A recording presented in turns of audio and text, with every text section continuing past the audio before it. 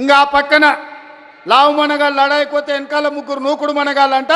ఆయన కిషన్ రెడ్డి అనట ఆయన ఇంకొక ఆయన ఉన్నాడు. కేటీఆర్ ముందు రోజు మాట్లాడతాడు, రెండో రోజు కిషన్ రెడ్డి మాట్లాడతాడు. మనం గుజరాత్లో Sabarmati river development front Modi గారు అభివృద్ధి చేస్తే సపోర్ట్ కొడతాడు. మా మోడీ చూడు గుజరాత్లో గొప్పగా చేసిండు. కానీ అదే Musi river development front Hyderabad నగరంలో ప్రపంచానికి ఆదర్శంగా ఉండేట్టుగా మనం చేద్దామంటే వద్దు, నేను అడ్డం పడుకుంటా అంటాడు. నేనన్నా నువ్వు మోడీ గులాంవా, గుజరాత్ గులాంవా, ఎందుకు అడ్డం పడుతున్నామని. సిగ్గు లేకుంటే నేను మోడీ గులాంని అంటుండు. ఆయన నన్ను అంటుండు సోనియమ్మకు నువ్వు గులాంవా అని. నేను ఒక్క మాట ఈ వేదిక మీద నుంచి స్పష్టంగా చెప్పదలుచుకున్నా.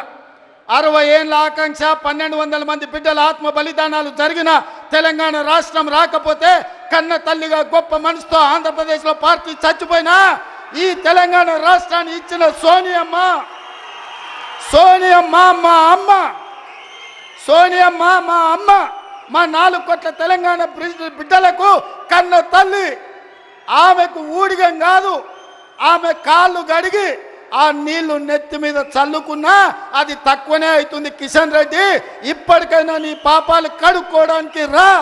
సోనియమ్మ కాళ్ళు గడిగి మన ఇద్దరం నెత్తి మీద చల్లుకుంటే మోడీకి ఊడిగం చేసినందుకు కొంతైనా నీకు ప్రక్షాళన జరుగుద్ది అంటున్నా.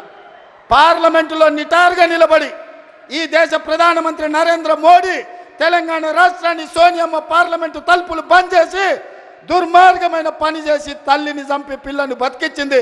తెలంగాణ రాష్ట్ర ఏర్పాటునే అపహాస్యం చేసిన నరేంద్ర మోడీ తెలంగాణ ద్రోహి. అలాంటి తెలంగాణ ద్రోహికి నువ్వు బానిసవై గులామువై నువ్వు గుజరాత్ పోతే నువ్వు గుజరాత్ పోయి గార్దులను కాసుకో. కిషన్ రెడ్డి, ఈ తెలంగాణలో ఒక్క నిమిషం కూడా నీకు ఉండడానికి అర్హత లేదని నేను చెప్పదలుచుకున్నా. ఇన్ని రోజులు నువ్వు అంటే గౌరవ మర్యాద ఉండే, అందుకే మాట్లాడేటప్పుడు ఆచితూచి మాట్లాడేటోని కిషన్ రెడ్డి గురించి. కానీ కిషన్ రెడ్డి మీద ఉన్న గౌరవం నాకు 100% పోయింది.